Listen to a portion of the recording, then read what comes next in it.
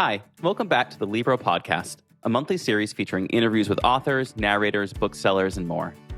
This month, we're excited to share our conversation with Emma Straub, the author of the new novel, This Time Tomorrow, and the owner of Bookstore Magic, which is an indie bookstore in Brooklyn, New York. We love doing this interview. We got to talk about her new book in depth. We got to talk about what it's like owning a bookstore, time travel, and what Emma has coming out next.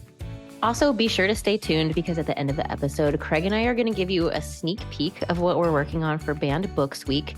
And as always, thanks for listening to the podcast. We really hope you enjoy the interview. Hi, everyone. It's Karen here. Before we start the interview, we wanted to give an update that since the time of recording, Emma's father, Peter Straub, has sadly passed away. We wanted to share this context before you listen to the interview and take a moment to express our sympathies to Emma and her family during this very difficult time. Sincere condolences from myself and Craig and the entire team at Libro.fm. Thanks for listening, everyone. Well, welcome to the podcast, Emma. Craig and I are so excited that you're here. The Libro.fm team is very excited that we're chatting with you today. Before we get into introductions and all of the questions we have for you, I feel like it's just been a wild time for everyone this summer. There's lots going on. So how has your week been? Just terrible, horrible, no good, very bad. Oh no. It's just I'm in one of those moments where, and I promise we won't, this is not like my therapy podcast, so we don't have to talk about it the whole time, but you know how sometimes like there are so many different things going wrong all at once that you're like, is this a prank? Yes, I do. But it's a beautiful day. I'm happy to be here with you. Cool. So I'm sure most people that are listening to this episode or the podcast in general are probably familiar with your work, but maybe for the few that might not be, we'd love if you want to give like a little brief intro about yourself and, just let people know who you are. Sure. So, my name is Emma Straub. I'm a novelist and a bookstore owner.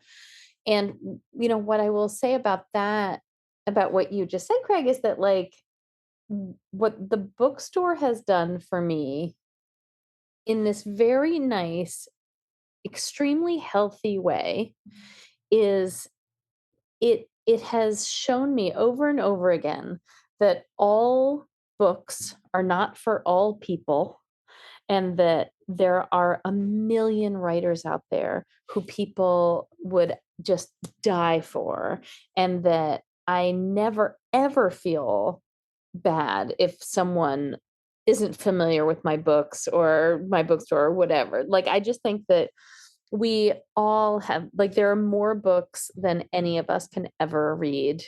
And I think that when you encounter a writer whose work you haven't read yet, but maybe find interesting, it's such a joy. It's such a joy, especially if they've written lots of books, because then you can go back and say, oh my God, like when I read Meg Wolitzer's books for the first time, maybe like 2005 or so is when I started reading her books.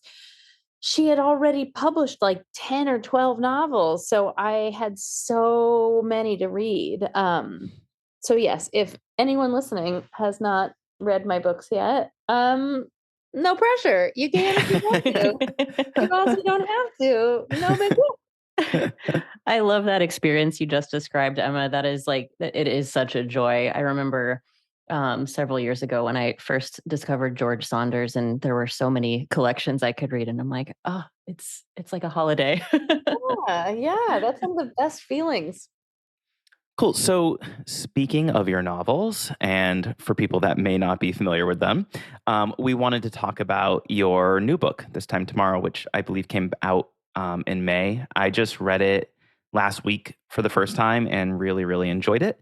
For people who haven't read it yet, we were hoping that you could give, the elevator pitch of, what it's about and, what you hope people get out of it. Yeah, sure. So This Time Tomorrow is my autobiographical time travel novel. I think everyone should have one. I wrote it during the first sort of half, or I guess I started writing it in 2020 when my dad was in the hospital. And the main characters are not me and my dad, but we have a fair amount in common. And yeah, it's about a woman who's turning 40 on the Upper West Side of Manhattan. And she goes out and she gets too drunk on her birthday. And when she wakes up, she is in her 16-year-old body on her 16th birthday. And her father, who is very sick and in her present life as a 40-year-old, is suddenly young and vibrant and healthy again. So yeah, I mean, it's about love. It's about the 90s. It's about New York City. It's about writing. It's about art. It's about hot dogs. When so I had read another interview you had done, so I knew that it had, autobiographical elements to it. When you were writing it, were you talking with your dad about it and like letting him know what you were writing, or was it like a surprise for him, or like like what was, I guess, what was his thoughts about it, being an inspiration for it? Well, so I should start out by saying that my dad is a novelist. His name's Peter Straub, and um, and for my entire life, I understood on a very deep level that fiction was um was magic in a certain way, that fiction had the ability uh not to heal wounds necessarily, but to really help a writer process things that were really difficult. I saw my dad do that for my whole childhood and, early adult life. And so when he was in the hospital 2 years ago, I I had been writing a different book that I had had to put aside during 2020 because I wasn't able to write at all, because I was just racing my children around our house, going insane. Um, and it was my visits with my dad that inspired this book, and it really grew out of our conversations together. And so he sort of he sort of knew. Like, we talked about it a little bit. We talked about it a little bit sort of throughout. And then once I realized that what I was doing was actually writing this novel, that it was really going to turn into an actual thing. Um, I I told him again, and he accepted the idea. And then I gave it to him when I was finished, and he said to me, it's quite personal. And I said, yeah, it is. And if there's anything that's in there that you want me to take out because it's too personal, just say so. And he said, what do you think I would want you to take out? And I said, nothing. And he said, that's right. Oh That's my right. gosh. So, and he has read it many times now. And I think it's probably a very complicated, layered experience for him reading it, just as it was for me writing it. Um, but yeah, the only reason that I was able to write it, and to write it like as truthfully and like with my whole heart as I did, is because I knew that he would be okay with it. That's so beautiful. Thank you for sharing that. And um, a lot of what you just mentioned, I think, starts to inform one of the questions that I wanted to ask you about the overall structure of the novel. I will say first, I've been challenging myself not to read a dust jacket or a synopsis before I open a book lately. And so the moment of Alice waking up in her childhood bedroom was shocking to me. It was one of those like yell out loud moments where I'm like, what is happening? I absolutely loved it. And one thing that I wanted to specifically ask you then about the structure is that something that came across to me is that the chapters felt very much like they could be taken even as isolated vignettes of Alice's life. And I listened and read the print kind of off and on to get the two different experiences. And I was listening to it, and one of the chapters ended, and I came away with this feeling of that was a beautiful short story in and of No. itself.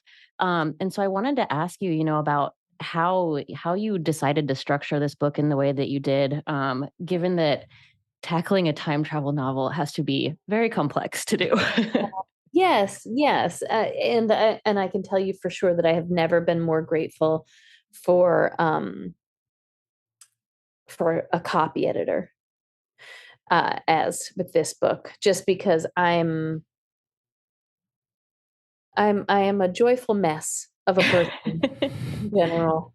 I have some writer friends who are meticulous, and I am not, which is fine usually. But when you're writing time travel, you need dots to connect properly, in order for it not to be distracting. So that was tricky. Um, but yeah, I mean, I think that it had to do with um the way my life was when I was writing it, and my um like connection to my brain at that period in time, where like I wanted, like I just I wanted to get this story down on paper, and it happened quickly, like it I was ready, like I was ready to tell it, and I told it. um And so I think that, the short chapters in part come out of that, like come out of me. Um, it's sort of like almost like finishing a thought every time. And I wanted it to move. I wanted the book to move quickly too. And I think I certainly I certainly know, like I'm reading a book right now. I won't say what it is. Um, but the sections are quite long, and I am so tired when I'm reading it that I often am like, I'm confused. Like I just my brain my brain required um sort of concise pacing Yep. and chapters. But like not and not in like a premeditated sort of way. Like I think it just happened. Like I do outline, and I plot my books, especially this one. Like I really had to know sort of where things were, where and when things were. Um, but I never plot out anything like on a chapter by chapter basis. Like I don't go that granular. So it really is my brain dictating how things needed to be. That's really fascinating. And Craig and I, when we were preparing for this, we're talking about the difficulty of not just writing a novel and having to map out the order of that, but time travel specifically. And Craig had a great gif of, someone building the mind map with the strings tied between the Yeah, pins.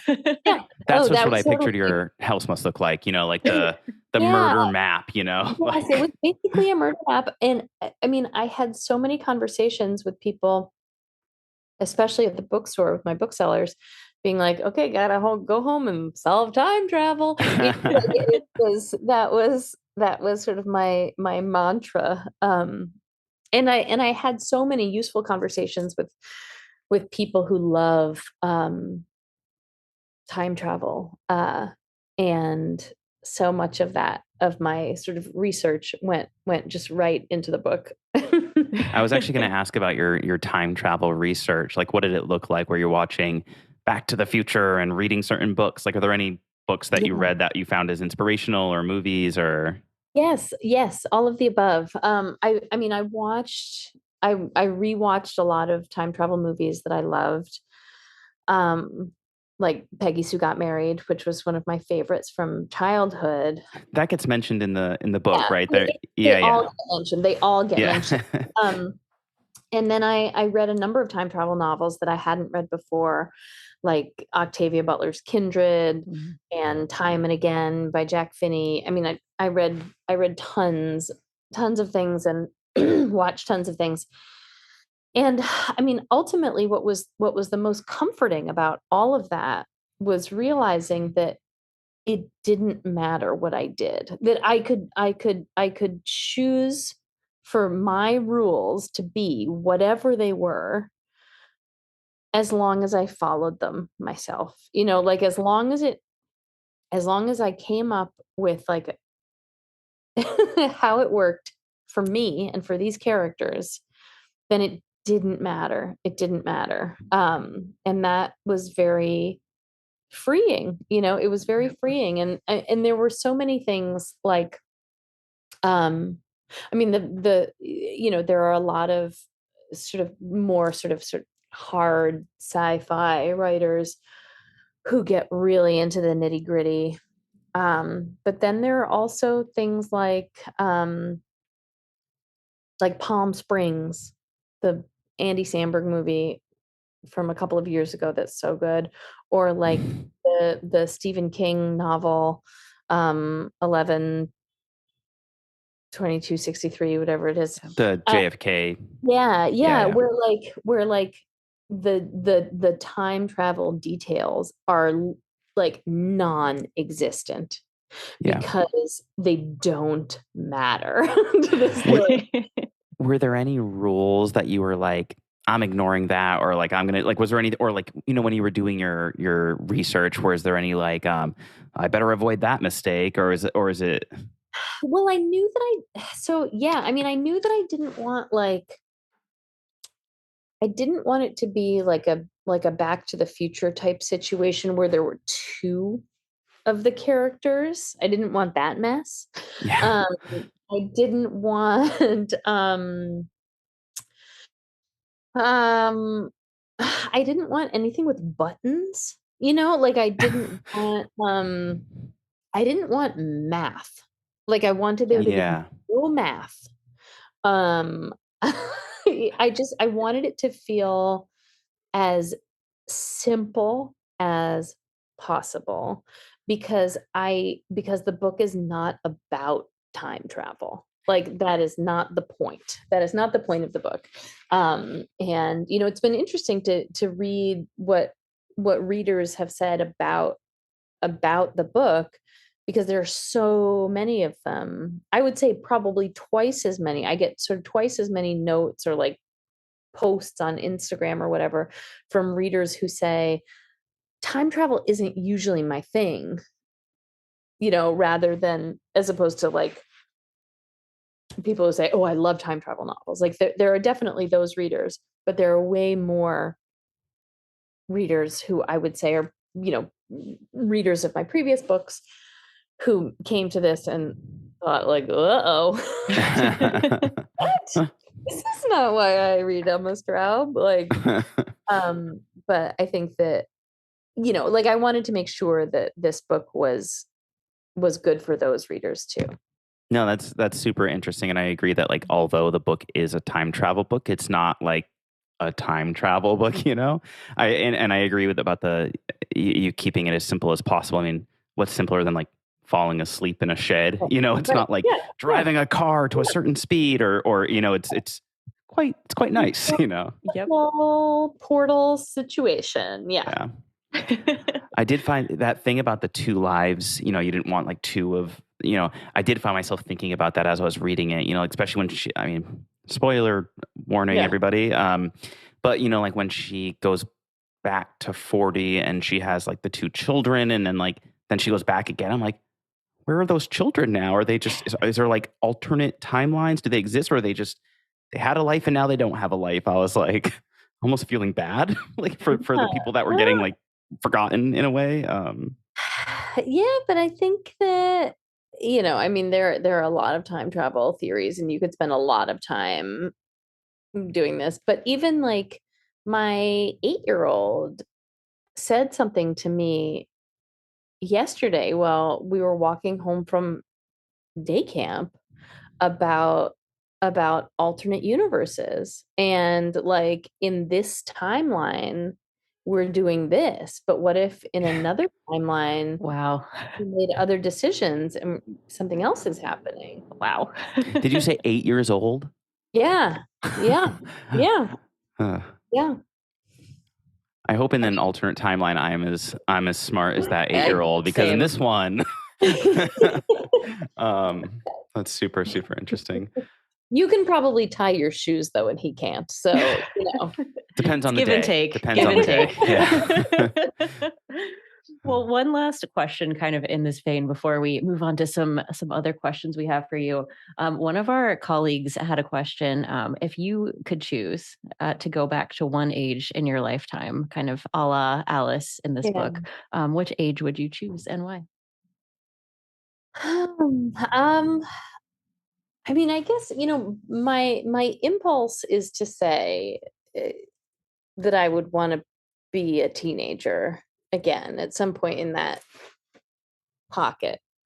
Um, just because I feel like that is when I I really like understood myself as the person I would become.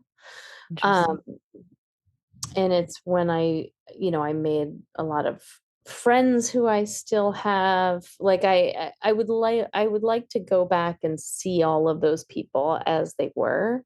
Um, but as the mother of small children, I would love to go back and see my parents as young as possible, Yeah. because like, even when I think about like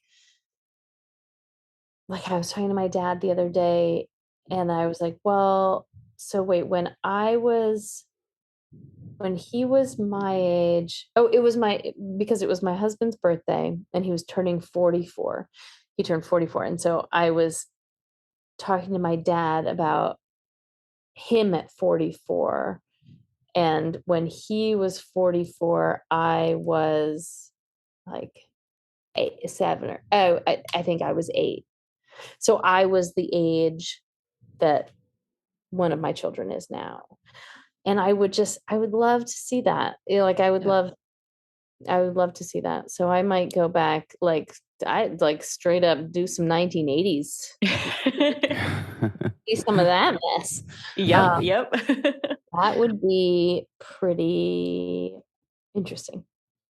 I love that you address that in the book too, kind of the truism that we reach a certain age and we realize, when we were growing up and you're like, oh, my parents are so old and their friends are so old. And then we're like, well, they were younger than I am right now in that Yeah, moment. So yeah, yeah. Whew. yep. Lots to ponder. Yeah. Um, so moving not away from the book, but to a different format of the book, we'll move into the audio. Yeah, So had to see that coming, right? yeah. Um, I tend to do a lot of audiobooks and a lot of flipping between the paper book and the audiobook. Read for an hour at night and then I'm going to go do the dishes and pop the audio on and all that. But I was just recently on vacation. I got back like yesterday, and I had the luxury of just having all the time in the world to read. So I read this book in paper the entire time. But when I got back, I wanted to see who the narrator was. And so for this one, it was Marin Ireland, who, is won Audi Awards and is awesome and has done a ton of books that I really liked, including Nothing to See Here, which loved. Yes. Yes. Yes. I remember reading Tangent Time. I remember reading the description of that book and being like, why is this book so popular? It sounds insane. And then I listened to it and was like, oh, it's amazing. So tangent aside, a lot of authors tend to use the same narrators. They have 5 books and they're not like in a series. They could just be 5 different books, but they have their narrator. That's their person. They always use them. And as I was doing a little bit of research before chatting with you, I looked at a bunch of your different books on Libro, and there was a bunch of different narrators for different books. And I guess I would just wanted you to speak to that decision, and whether it's just they weren't available, so I just go with the people, or if it's this author I think is good, or this narrator is good for this book and that one for that. So I'd just love to hear your thought process there. Yeah, it's so interesting, and it's always fun to think about. So my first novel, Molly Ringwald asked me if she could read the audio. Amazing. And I was like, is this a prank? Like, what is happening? Obviously I was extremely excited about that, because she's ultimate goddess. And then after that, I mean, it's interesting. Like I don't think it's never been presented to me as like an ongoing partnership. But you're right, of course people do that. But with each of my books, I'm usually sent a few different samples, like audio samples, and then I choose the one I like the most. But with this, I mean, just like full disclosure, Libro listeners, I really never listened to audiobooks until a few years ago, like until after I opened the bookstore. Like I could tell you like the audiobooks that I had listened to on one hand for the previous 35, 36-ish years of my life. Like I that's not how I listen to books. Or not how I read or ingested books. But this time I listen to a lot of audiobooks now, and I knew who I wanted, and I wanted Marin Ireland because of Nothing to See Here. Like Awesome. I mean, I've listened to her read other books, and I think she's amazing. I think she's amazing. And I just, for the first time, really, I had a clear vision of what the book would be with her reading it. And so I had just one person on my wish list, and she said yes, and I'm so happy. I mean, I don't think I'm ever going to listen to the whole thing, just because I don't think I could handle it. But I listened to enough. I listened to enough to have the whole, like, just the pleasure. And so many people have told me that they've listened to the audiobook. Maybe I'll listen to it in like 10 years. I don't know. Like right now I feel like I just can't. But I am so excited that she did it. It's just like, I mean, it feels like winning the lottery to me. I feel so lucky. Now I feel bad that I was like, I typically do audiobooks, but with this one I didn't. I'm going to have to go back and listen to it now. That's really fascinating too, that the listening of that feels more, I don't even know the right words for it, but just watching you describe that, just like so deeply personal to hear your own words read back to you, that now it's too soon. Yeah, I think it's too soon. And it maybe someday. But yeah, I mean, I listened to enough to just to feel like the book was in such good hands, like to never Yeah, it feels like, I don't know, caretaking in this funny way that I hadn't thought about. I mean, maybe it's just because this book is so personal to me that I just I needed it to be exactly right. Yeah. And and that's not a knock. It's to be clear, that's not a knock on anyone who's read any of my other audiobooks. Like, it's just that my connection to this book was so different that the stakes just felt very high. Yeah, yeah. You mentioned that you didn't really listen to a lot of audiobooks previously, but then when you got the shop, you did. Yeah. What do you think was the switch there? Like why going from not I think you said ingesting. Why what was the switch there for you? Well, obviously, the answer to this question is Libro.fm. I'm not joking, I'm not pandering, like, I don't wanna give Amazon my money, um, and I would never buy a book from Amazon, and so why would I buy an audiobook from them? Like, I never had an easy way to buy audiobooks that felt integrated with my life as an independent bookstore shopper, and now I do, and I mean, also, I will say on this 1 hour long advertisement for Libro FM that I'm doing, that, like, one thing that Libro does that I love and that I, like, look forward to like a psycho every month is the drop of that month's audiobook listening copies. Oh, Uh, same. I always and feel I always feel it's kind of so cool good. when I get to listen to books before they come out, Yeah, Like I'm like, "Oh, I've read that book already, but it doesn't come out until October." And you dust yeah, off your shoulder a little bit. yeah. Like Well, and, like, at the bookstore, obviously, like, I get, like, m just hundreds of galleys and arcs, like, show up every day, and I just like, it's just a deluge. But what I love about Libro is that, like, I get to go through the list and I pick which ones I actually might wanna listen to, and then they're there, and maybe I get to them soon, maybe I don't, but they're still there just sort of waiting for me. Um, and it's been really fun to realize, like, what I like to listen to versus read on paper.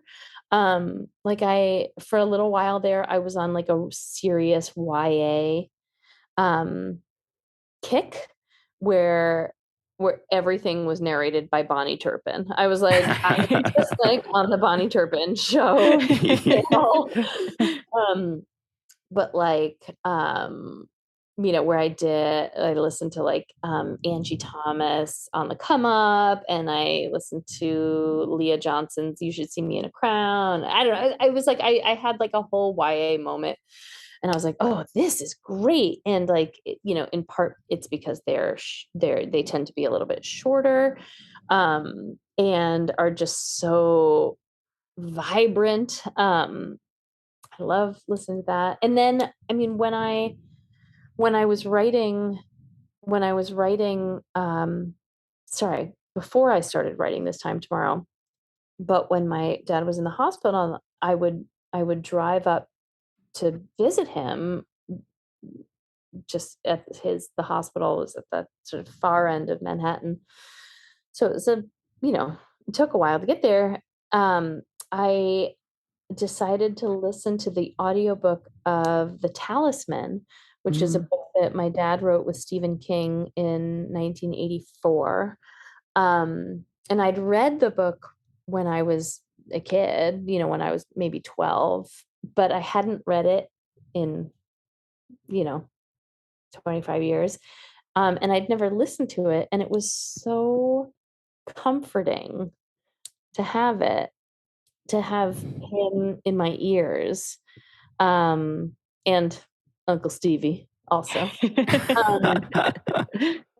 But it was really, it was amazing. Yeah, I just think that there is something about listening to a story, that is so special and profound. This is a long answer. I don't even No, remember it's what great, the and question was. I completely identify with it, and especially with YA and fantasy and stuff like that.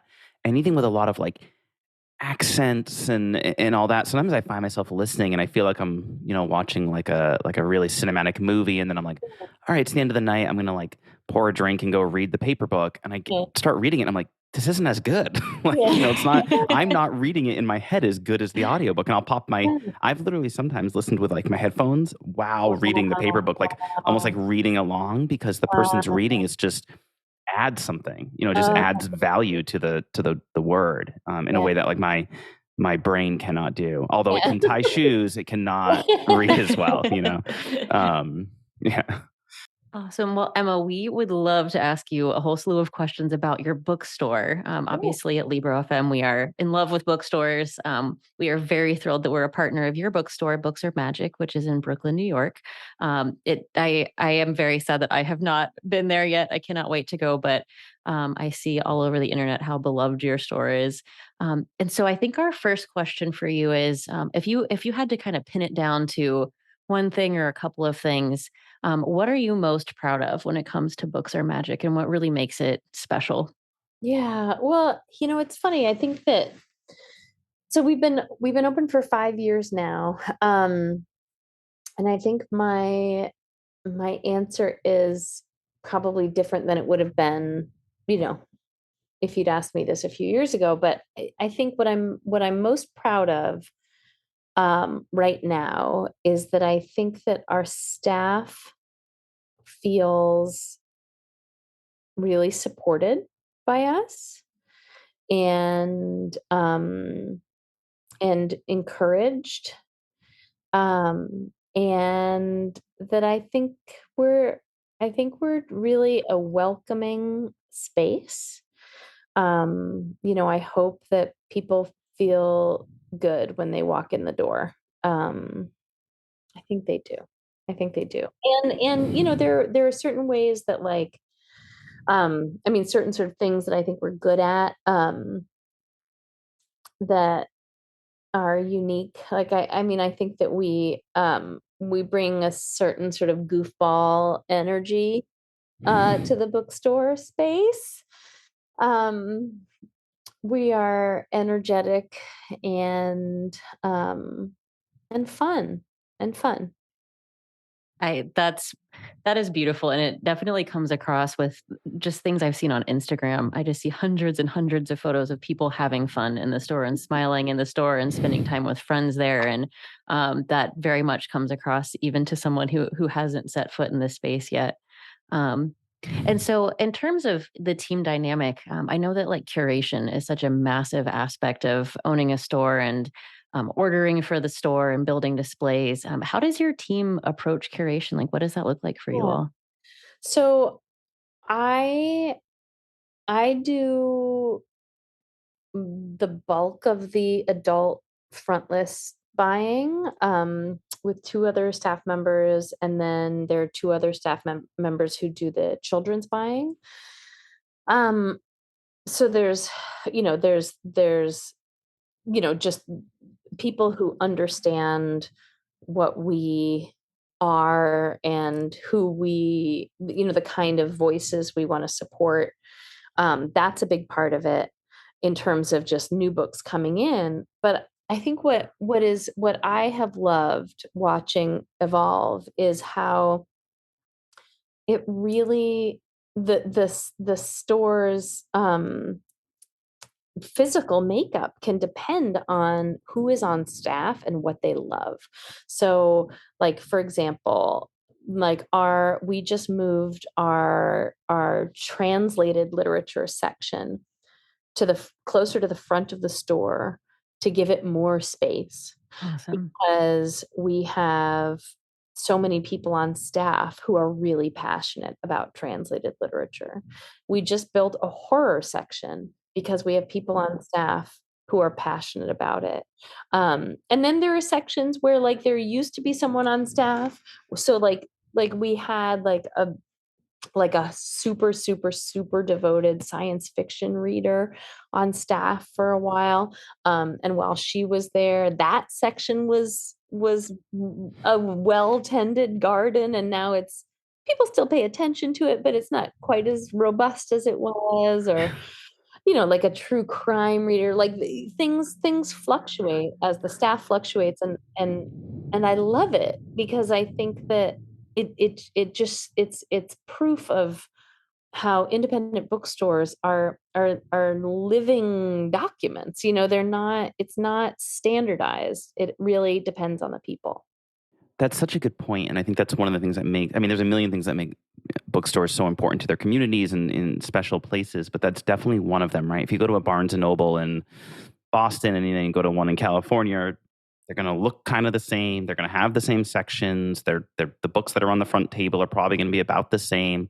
But if you go to your bookstore or you go to one here in Boston, they're going to be totally different, right? Even the sections they have, where they are, their prominence. And like you said, it even fluctuates and grows based on who's working there at the time. And I think it's why whenever I go traveling, I make sure I go to bookstores, right? Because they're not going to be like the ones I have at home. And it's just like, I'm getting the warm and fuzzies for bookstores right now.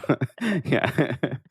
Um, Speaking of running an independent bookstore, is there anything you wish people knew about, what it's like to run a bookstore that like maybe you didn't know when you started it and now you do, and you wish people like understood when they walked in? Or Well, I mean, I will say, so I get a lot of emails from people who want to open bookstores, and I have a lot of phone calls with people who want to open bookstores.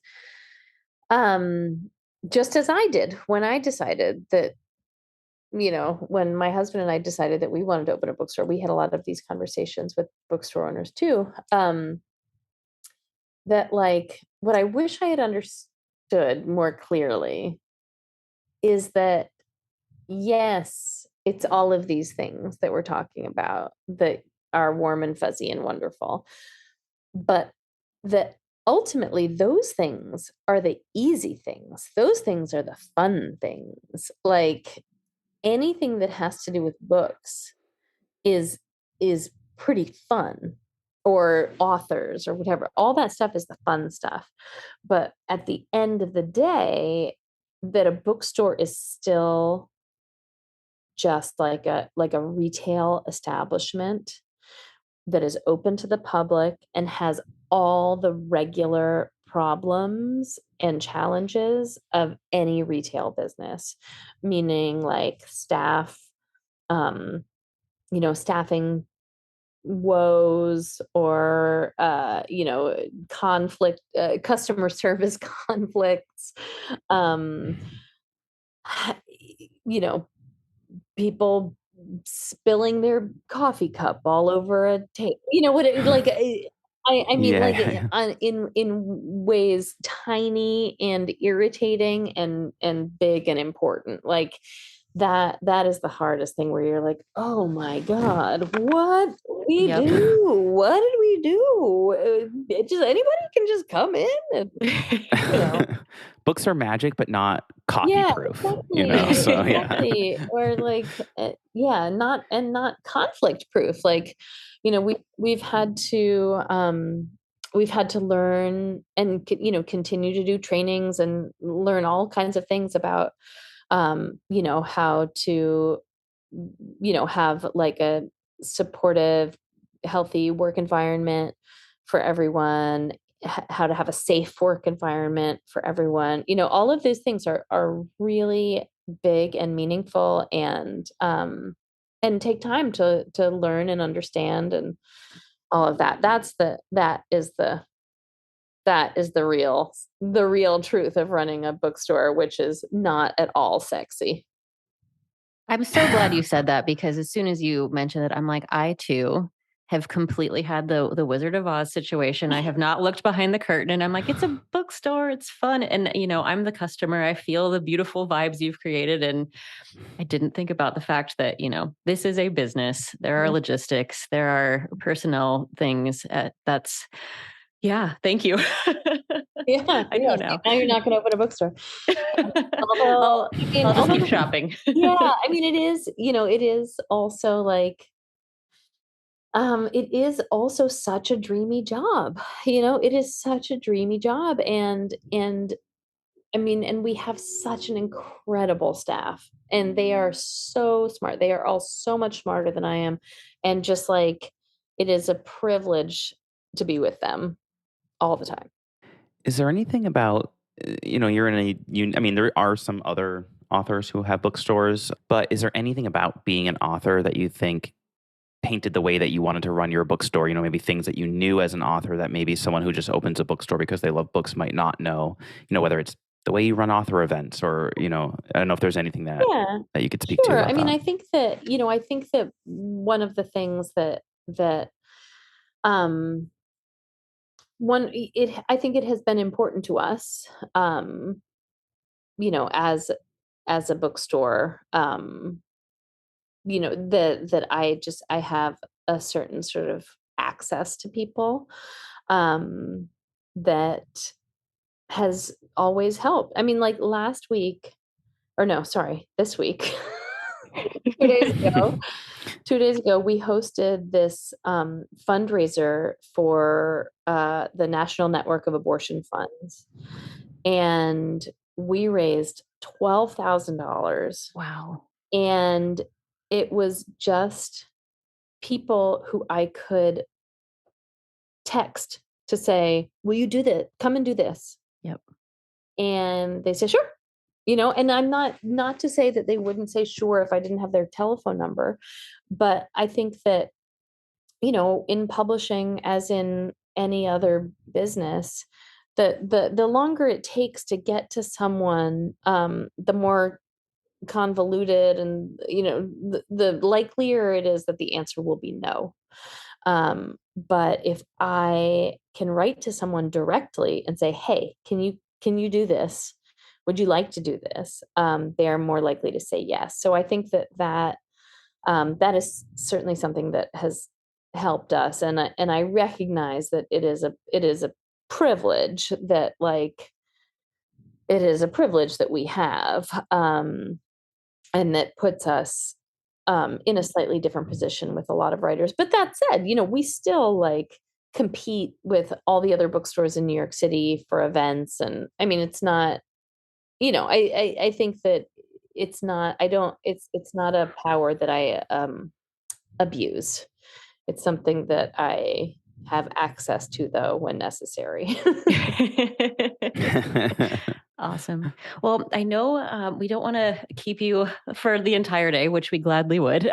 But Craig and I have two more questions we would love to get your take on. So, first of all, is there anything that you are reading or listening to right now or recently that you really loved and that you recommend? All right, hold on. I'm gonna open up my Libro.fm app here. This is always what I do when people ask me that question too. I'm like, Yeah, let me peruse really quick. yeah. Um, okay, just recently, things that I listened to. Um, I listened to Sloane Crossley's cult classic on audio, which was just a delight, because even though it's a novel, and usually novelists don't do this, Sloane read it herself, Oh, and very she did cool. such a good job, and she is so funny.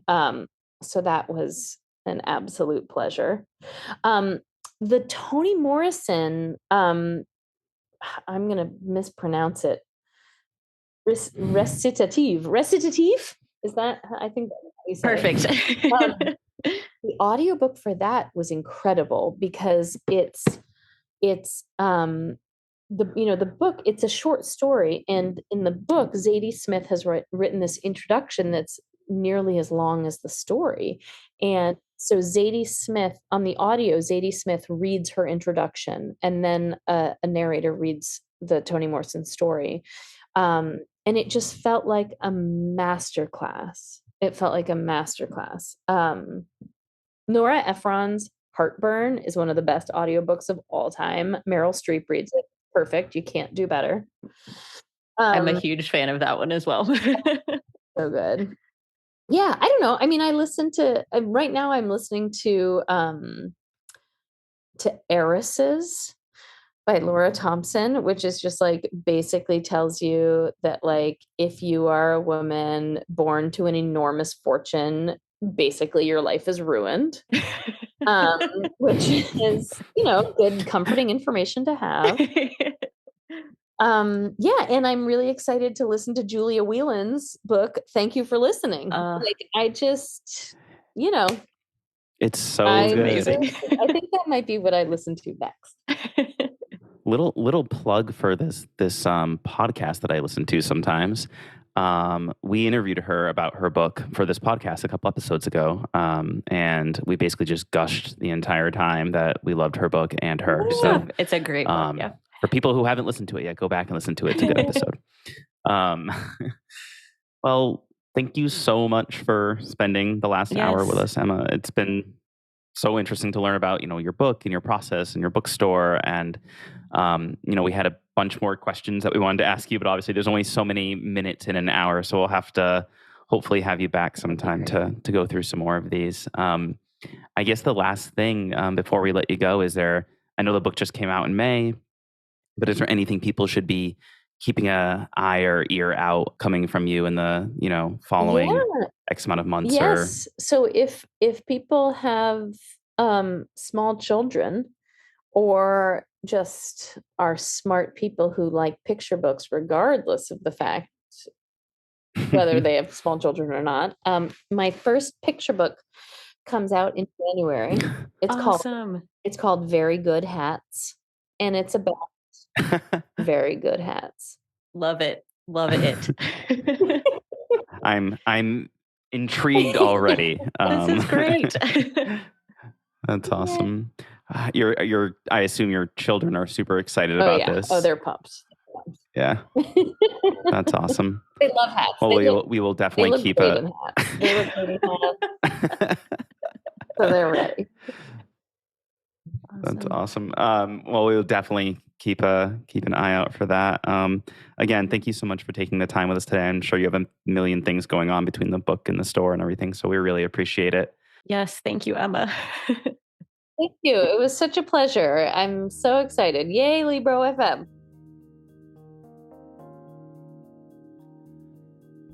Awesome. Thanks for listening to that interview. We hope you guys enjoyed it. So before we leave you for this episode, we kind of wanted to talk about a couple of things. So first thing, Karen, I'd love to hear what you're listening to right now.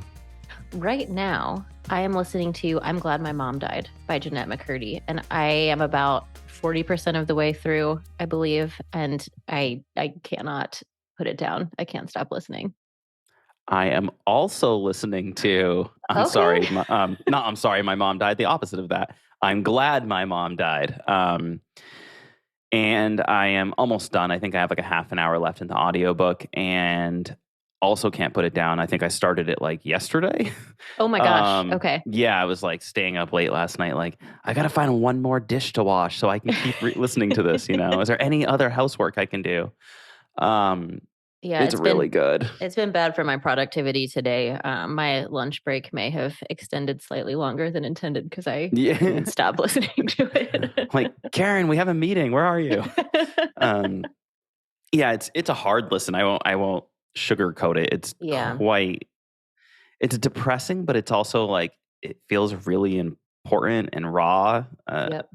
I also grew up watching iCarly and like I'm familiar with the actress, and so for me I was like, I was always going to read this book when I heard about it, and then like I didn't realize it would get so big. It's been on our bestseller list. It's on the New York Times bestseller list. Like, it is doing super well, which made me want to read it even more. I'm like, if it's just like everyday people are reading it, not just like iCarly fans, like it must be really, really good, and it totally is. So I would definitely suggest it to anyone. Yeah, I've never seen the show, so I came in not knowing who this person was, and I am absolutely like riveted and enjoying it. So completely agreed with what you said. If you haven't seen the show, you will still enjoy this book. Yeah. She talks about the show, but it's not like an iCarly memoir, like it's part of her life, so it gets mentioned, but it's definitely like you don't need to have you don't even really need to be familiar with her. It's just an interesting story and sad story about, you know, parental relationships and growing up and coming of age. And I don't know. I think anybody would get something out of it. So, Yep. cool. I also just read or listened to it's called Fairy Tale by Stephen King. I have been which, dying to listen to this one. yeah, it comes out September 6th, I want to say. If that's wrong, I'll edit this in post. I think that's when it comes out. Definitely sometime in September. I listened to it a couple of weeks ago thanks to Libro ALC privileges, which was nice. It's really long, but really good, especially if you're like, it's not YA, but it kind of reads a little bit like it. And if you're into like the kind of classic regular Joe being thrust into a fantastical world and going on a hero's journey kind of vibe, then it's definitely for you. And it is not scary or even like if I had read this book and didn't know that it was by Stephen King, I wouldn't have been like, oh, this is classic King. You know, it has a very different vibe. I read somewhere that I guess at the beginning of the pandemic was like, I want to write something that would like make me happy. So that's kind of how this book was born, which is really interesting, you know, so. Oh, I love that. Okay. I am going to jump on that. It'll be a nice palate cleanser after the Jeanette McCurdy book because it's the opposite of like tough and trauma and like hard, you know, it's just like fun, whimsical fairy tale land, you know. I'm actually listening to another kind of memoir, nonfiction essays situation. I'm listening to Dirtbag, Massachusetts by Isaac Fitzgerald, which came out. Is it about me? Oh, that's right. Yeah, that is your location. It came out pretty recently as well and was also just like immediately flying off of the shelves. And I'm about halfway through that one as well and really enjoying it. I love memoirs. I cannot get enough of them. I'm like, tell me of your life. Tell me everything. Yeah, if two things, I guess, like if the person is a good writer, I don't need to really even know necessarily who they are, as long as like the story is good. And then if you do know who they are and you're familiar with their work, like, you know, just add such a peek behind the curtain of like whether it's like a musician or an actor that you really like. There is something really nice about it. Yeah, I'll have to add this to my list, especially given the name, you know. Yes. Lots of relatable content, location wise only. So you're saying I'm a dirtbag. I see. Okay. I would never. So we wanted to tell you a little bit about the next episode that we have coming up. Undoubtedly going to be our most complicated episode yet, going to really test our prowess as new podcasters. Craig, do you want to talk about what we're up to?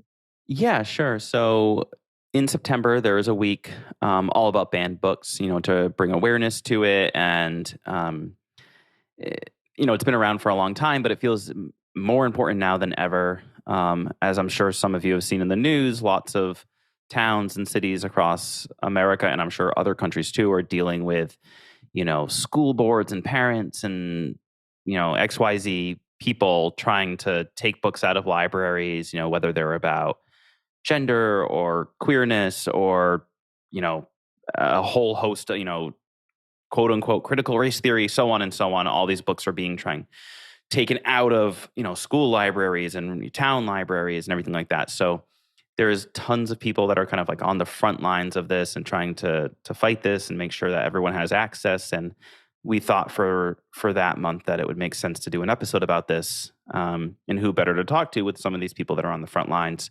We are so super lucky that we have a librarian, a bookseller, another podcaster, and you know, we're going to have 6 people on this episode.